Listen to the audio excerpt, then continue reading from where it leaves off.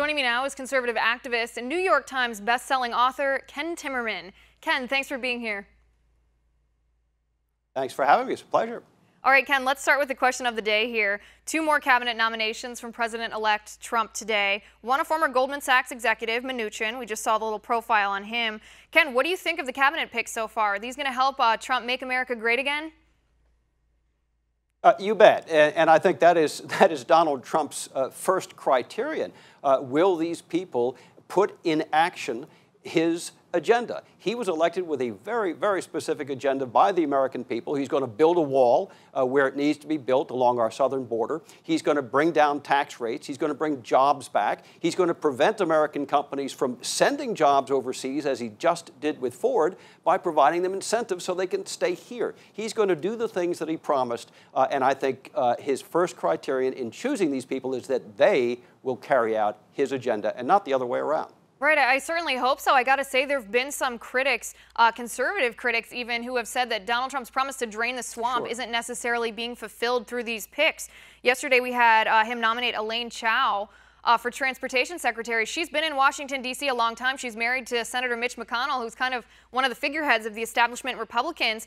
And then we see Mnuchin here. He's part of Goldman Sachs. I mean, all the candidates have hacked big money on Wall Street. What do you think of that? Is this a good compromise, or is this coming back on one of his promises?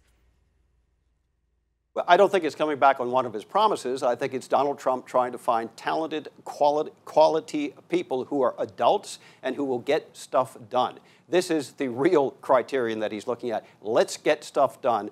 He was elected for an agenda. You know, Liz, there was a poll done just a couple of days ago by Harvard University, of all places, looking at how the American people felt about Donald Trump and his promises. 64% of people that they polled, this is not an organization that likes Donald Trump. Right. 64% of people they polled thought that Donald Trump was going to carry out his promises. Right, and that's a pretty high percentage of people, because that's not 64% of people who voted for him. That's 64% of people altogether. That's right. Let me ask you about some of these promises, because they're going to be fulfilled through some of these cabinet appointments, these secretaries of the different federal agencies here, among which Representative Congressman Tom Price, he's set to be nominated as Health and Human Services Secretary. Obviously, that means he's going to be dealing with Obamacare.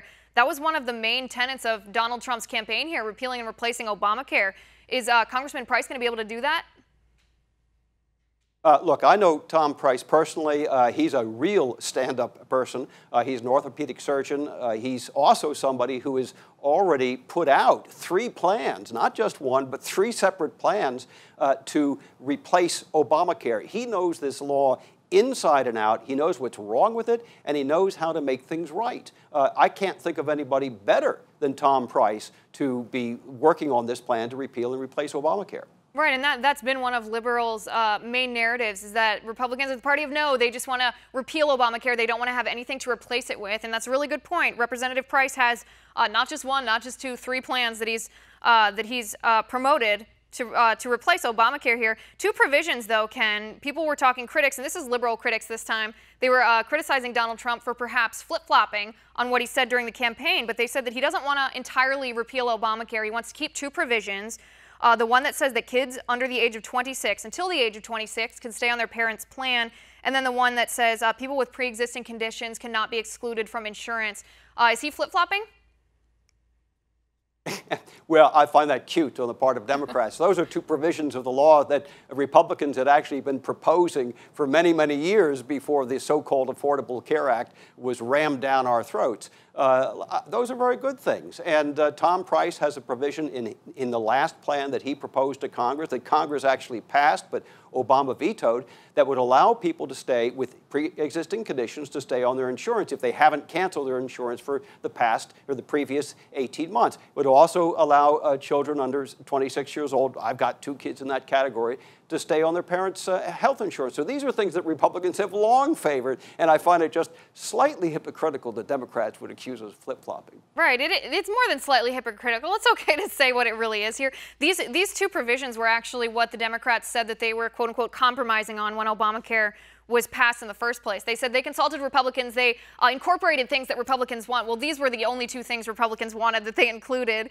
Ken, let me ask you about Betsy DeVos. She's set to be Secretary of Education. She is a Washington outsider, not someone who's worked in Washington before, but she's best known for school choice. What do you make of that pick?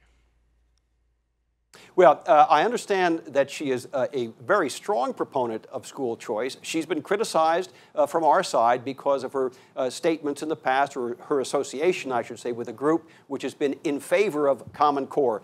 Look, Donald Trump has made very clear he does not like Common Core. His education secretary is not going to apply Common Core.